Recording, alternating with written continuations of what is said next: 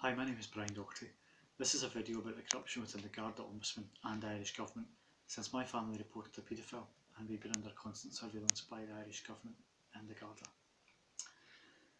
Everyone knows that the Garda Ombudsman GSOC is a joke of a body.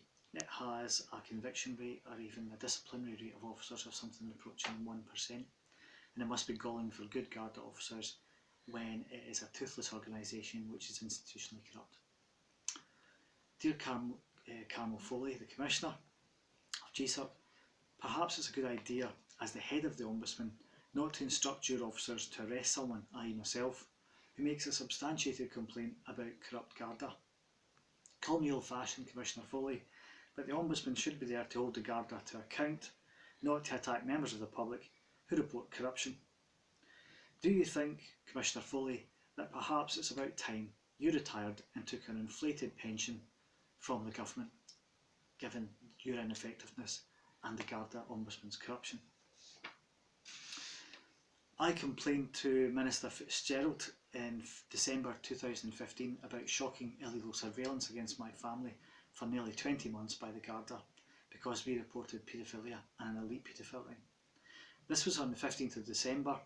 Her response, and Enda Kenny's response, because I wrote to him at the same day, on the 15th, was to send 8 armed Garda and 5 social workers on the 17th of December, 2 days later, to remove our children into the care system, in a highly traumatic smash and grab raid which was terrifying for all of our children.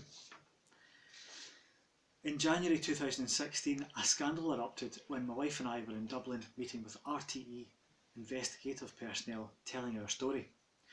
The so-called scandal was that the Garda Ombudsman officers were using illegal surveillance on journalists. This was only part of the story. The Garda under Fitzgerald has been using draconian and fascist surveillance without judicial approval or just cause over a sustained period against my family. The cynic in me could not help but think that this story emerged about the Garda Ombudsman when it would have been more appropriate and more relevant about the Garda which is under Fitzgerald's direct control.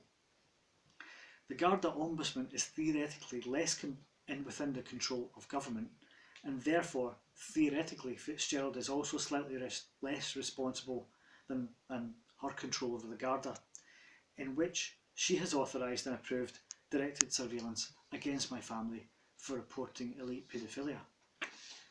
Politically, this scandal of sorts, at a time when Fitzgerald was trying to challenge Kenny for leadership of the party before an election, meant that Kenny could slap her down and be seen to be cleaning up the awful mess of the Garda since the Fennelly report. The real scandal is that the Garda under Kenny and Fitzgerald has been illegally monitoring and breaching basic human rights and my family's privacy, resulting in the removal of our children for the second time because my wife and I reported an elite paedophile ring, and the Ombudsman, of course, was on call on the government's behalf to cover this up. Thank you for watching.